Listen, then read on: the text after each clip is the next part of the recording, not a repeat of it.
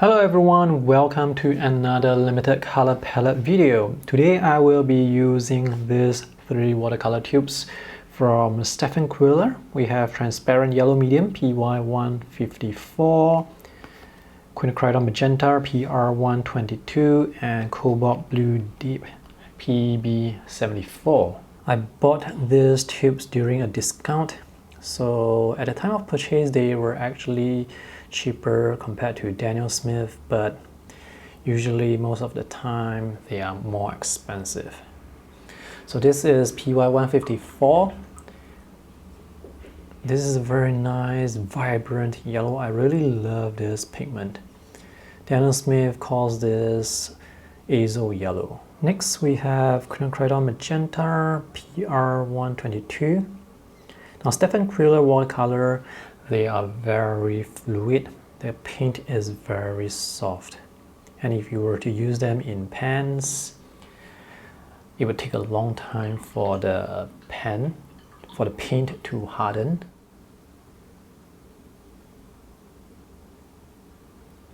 And lastly, one of my favorite blues, Cobalt Blue Deep PB74. I love this color for its granulation. And now let's mix some secondary colors. Let's start with orange.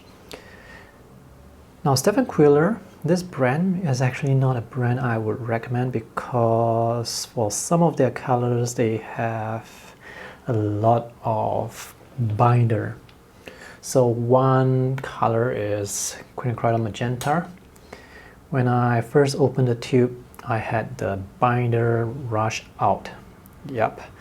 So maybe a quarter of the tube is binder. So that's you're not really paying for the paint. You're paying a lot for the binder. And thankfully, I got this on discount. So it's not too bad for me. Let's add some yellow into the red. Next, let's have magenta and cobalt blue deep for the purples or the violets. This is a very nice magenta color, a very intense version. And this is cobalt blue deep. So you can get a very lovely purple here. And lastly, let's have yellow and blue for the green. Let me pick up the excess paint. While waiting for the swatches to dry, let me talk a bit more about this brand. This is made and distributed by Jack Richardson. It's made in Belgium. On the watercolor tube, it has the pigment information, that light fast info, whether or not it's staining or non-staining, and it also has the complementary color listed, which is quite useful. The biggest downside to this brand is the binder separation issue and the large amount of binder that is used for some colors. Venetian Reed is one example that suffers from this problem. This is a 15 ml tube that I bought. When I opened up the tube, I squeezed out the binder. Almost half the tube came out as binder. I am not kidding you, almost half the tube. So this is what I'm left with so far. I managed to top up 1/2 pan, and after topping up 1/2 pan, this is what I'm left with. So this is not really worth the money. At least for selected colors, it's not really worth the money, and I'm not the only person mentioning this problem. You can go onto Amazon and you can read the reviews. There are others who mention the same problem as well. The problem is isolated to selected colors. So for example, with transparent yellow medium, this looks alright, this looks fine. With Pyro Red, after I squeeze the color into the pan, I realized that the color shrinks by quite a bit. So again, I think they use a lot of binder or some other ingredient to fill up the tubes. So these are the swatches when dried. I feel like they could be a bit more intense, but the colors, they look lovely here. Cobalt Blue Deep you do need to use a lot of paint in order to get the intensity. Quinacridone Magenta, this looks fine. For the orange, it's not as vibrant as I would expect, but overall I think this looks fine. Alright, so let's color this sketch with the 3 colors. This version of Cobalt Blue Dip is actually one of the less granulating versions that I have tested. Usually this color, it has a lot of texture, but it's still a lovely cobalt blue. Let's have some light orange here. Some magenta here, a bit too much. Let's have a purple building on the side here. This doesn't look brown, but it's alright. This is much darker than I expected. So let me use more, mix less of the colors. It's actually not easy to mix a brown with this combination. Let's have some skin tones with the yellow and magenta.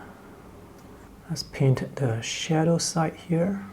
So I'm going to cover this whole area here. Maybe have a lot more blue. Maybe at the bottom some magenta. Some of the shadow is going on to the building on the other side. Let me paint the shadows here. Let's paint this with a light shade, with a light tone. This lighted area here, which is actually under the sunlight, it should be much lighter compared to this side on the left, but as you can see, the value is very similar, so I may have to actually go in with another layer. One of the limitations of this particular palette is it's actually not easy to get a really dark value like black, something that's close to black. And the reason for that is because Cobalt Blue, the tinting strength of Cobalt Blue is not that high compared to other blues such as Phthalo Blue or Ultramarine or Indentrum Blue. So even if you use a lot of Cobalt Blue, it's still very difficult to get that black. With this limited color palette, you're going to need a lot of Cobalt Blue. And Cobalt Blue Deep is actually quite an expensive color. Interestingly, Daniel Smith, it doesn't have Cobalt Blue Deep. Let's make the left side much darker.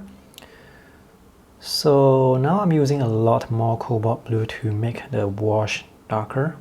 And if I use so much paint, the wash becomes more opaque. It's a bit difficult to see the lines beneath the paint right now.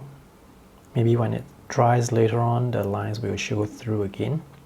This limited palette is actually quite good for pen and ink work because when you use more water to dilute the paint, you can get the colors and you can still get the transparency. So the lines, they really show through very well when the washes are light. Time to add some finishing touches to the sketch. This is the completed sketch. Things I like about this limited color palette, the colors, they are very transparent, so this is great for pen and ink work. And the colors, the primary colors, they are quite vibrant on their own. The downsides to this limited palette is the tinting strength of Quinacridone Magenta and Cobalt Blue Deep. It's not that high compared to other versions of Magenta and Blue. So when it comes to mixing really dark values using this limited color palette, it's quite challenging. So even though I use a lot of paint here, it's still not as dark compared to what I want. So if I really need the black, I need to glaze over the wash several times, which can be quite time consuming. If you happen to be using Stephen Quiller Watercolor, I would love to hear what you have to say about them. Alright, thanks for watching today's video. If you have any questions, let me know in the comment section below. See you in the next video. Bye!